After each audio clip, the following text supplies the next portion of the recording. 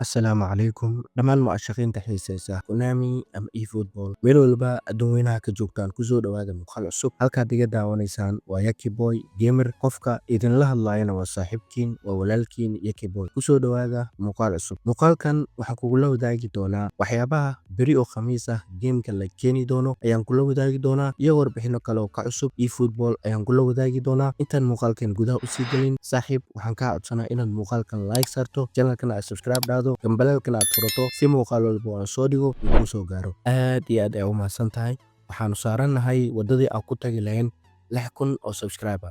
haddii aadan weli nagu soo biirin oo mu'ashaqiinta Efootballka ama Konami aad ka mid tahay fadlan nagu soo biir meesha waa meeshaada waayahay muuqaalkeenii ayaa gudaha u sii gelaynaa maxaa maalinka khamiista ah oo beri ah la keeni doonaa waxyaabaha maalinka khamiista oo beriyaha la keeni doono waxaa ugu waaweyn players of the week-yada saddexdan ayaa la leeyahay beri gameka waa la keeni doonaa waxaan u horeeyay Kylian Mbappe saddexdan ma baaqan doonaan beri waa la keeni doonaa sidoo kale 11 qof oo hadda halkaa ugu jeedaan ayaga ayaa la keeni doonaa waa players of the week-yada la keeni doono waxaana u horeeyo Kylian Mbappe iyo Eric Haaland rag badan ah halkaa ugu jeedaan ama ciyaaryahanno badan ayaa halkaa ugu jeedaan saaxiibayaal kuwan ayaa la filayaa in beri gameka aad ku dhex aragto ciyaaryahannadan in wax laga bedelo waa iska macquul laakiinse boqolkiiba 80 waxaa la filayaa in sidaan loo keeno sidoo kale waxyaabaha markaasi la filayo in beri aad gameka ka dhex aragto waxaa waaye European Clubs Championshipkan ama botowgan ayaa la leeyahay beri waa la keeni doonaa waxaan u horay Alvarez Vinicius Junior Rafinha saddexdan ayaa la leeyahay gameka beri inaad ku dhex aragtaan waa kasab shirkadda Konami waxay shaacisay sawirkan oo European Championshipkan waxaa la leeyahay beri waa la keeni doonaa European Clubs Championship cusub ayaa la keeni doonaa European Championshipkaas waxaa u horeeya Vinicius Junior oo markaasi ratingkiisa uu ku bilaabanayo 97 uuna gaarayo 102 sidoo kale waxaa la keeni doonaa Odegaard oo asigana markaasi 96 uu ku bilaabanayo uuna gaarayo 101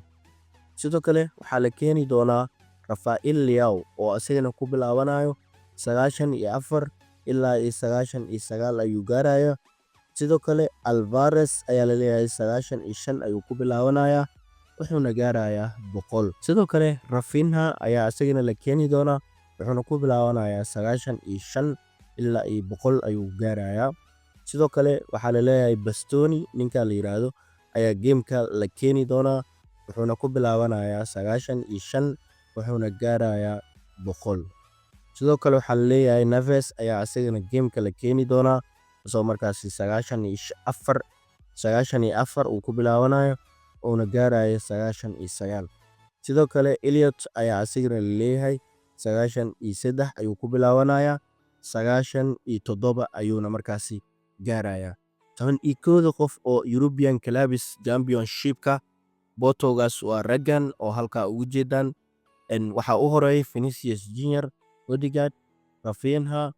Bastoni Alvarez Rafael Leao players aad u far badan ayaa halkaa ugu jeeda Neves Elliot adigoo ay badan yihiin raggan ciyaaryahanno aad u far badan ayaa halkaa ugu jeeda 11dan in waxa laga bedelo waa macquul laakiin boqolkiiba 80 in sida loo keeno ay markaasi u badan tahay sidoo kale waxyaabaha cajiibka ah oo markaasi gameka lagu soo kordhin doono waxaa waaye IBGs oo cusub oo deb iyo xoolo ah ayaa la keeni doonaa sidoo kale waxaa la keeni doonaa showtime oo cabsi ah ayaa markaasi la keeni doonaa beri sidoo kale managers cusub inaad gameka ku dhex aragto ayaa la filayaa boqolkiiba 100 ma laakiinse warbixintan oo managerska waa boqolkiiba 50 managers cusub inaad gameka ku dhex aragto waa iska macquul in aadan ku dhex arkinna waa macquul warbixinada kale oo aan markaasi idinla wadaagayo waxaa waaye 2 campaign ayaa la leeyahay waa la keeni doonaa campaignkan ayaa la leeyahay maalinka khamiista ah iyo wixii ka dambeeyo ayaa gameka ku dhex arki doontaa campaignka labaad waxaa waaye 850 milyan oo downloadski ahaa